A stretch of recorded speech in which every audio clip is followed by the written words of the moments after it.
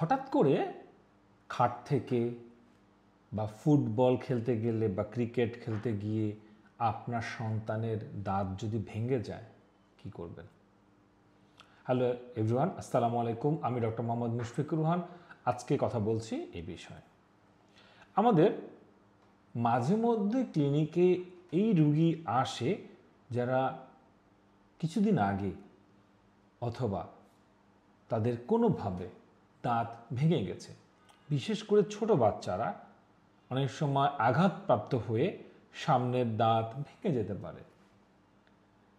সেই ক্ষেত্রে আমরা কি করব? আমরা আগেও এই বিষয়ে একটা ভিডিও করেছিলাম।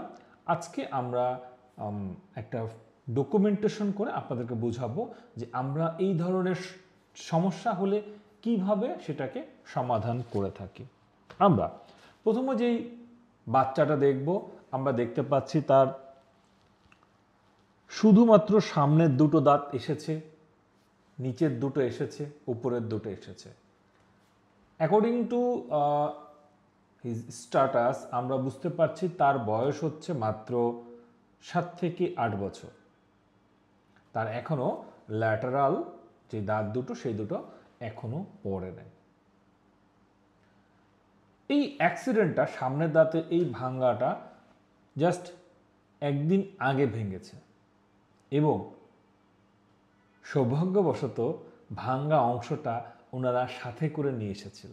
তবে এখানে যেটা ওনারা ভুল করেছিল, ভাঙ্গা দাঁতটা ওনারা টিস্যুতে মুড়িয়ে নিয়ে এসেছিল। আমরা ভাঙ্গা দাঁতটা একটু পরে আসছি।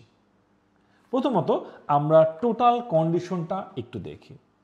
আমরা দেখতে পাচ্ছি তার যে ভাঙছে অ্যাপ্রক্সিমেটলি এই দাঁতের কিছুদিন পরে আসছে, দাঁতটা এখনো পরিপূর্ণ উঠে নাই এবং ভেঙেছে এই বরাবর। এইটা আমরা ছবি তুলেছি এবং মিররে, দ্যাটস ওয়াই একটু উল্টা লাগছে আপনাদের কাছে। ক্ষয়টা এইটা, এই নিচের এই দাঁতটা ভাঙছে, এইটা মিররের ছবি।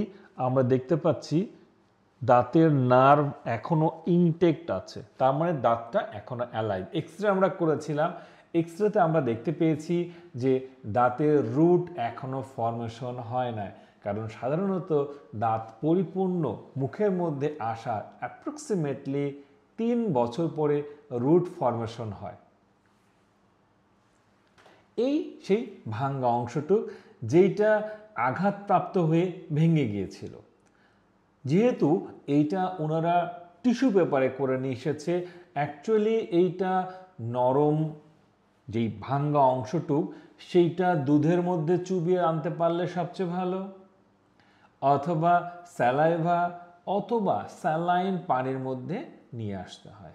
তো এই যে ভাঙ্গা অংশটা, আমরা এই অংশটাকে ক্লিন করলাম, দাঁতটাকে ক্লিন করলাম এবং আপনারা যদি দেখেন আমরা এইখানে দাঁতটা লাগিয়ে দিলাম।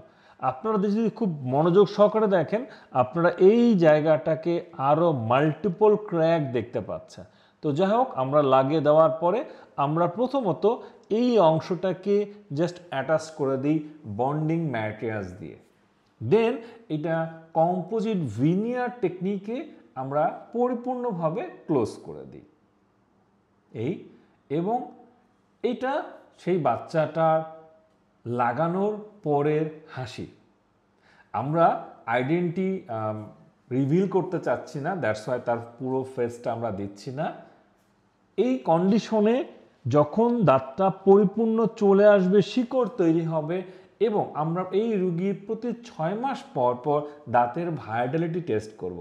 দাঁত জীবিত আছে নাকি দাঁত মরে গেছে। দাঁতের ভাইটালিটি টেস্ট করার পর সাথে সাথে যদি আমরা দেখি পরিপূর্ণ তৈরি হয়ে গেছে, দাঁতের ভাইটালিটি ঠিক আছে, তাহলে ঠিক এইভাবে আমরা লিভ করে ফেলবো। কিন্তু যদি আমরা দেখি যে না, দাঁত নন ভাইটাল হয়ে গেছে, দাঁত ডেথ হয়ে গেছে, সেক্ষেত্রে এই দাঁতে রুট ক্যানাল ট্রিটমেন্ট প্রয়োজন পড়তে পারে।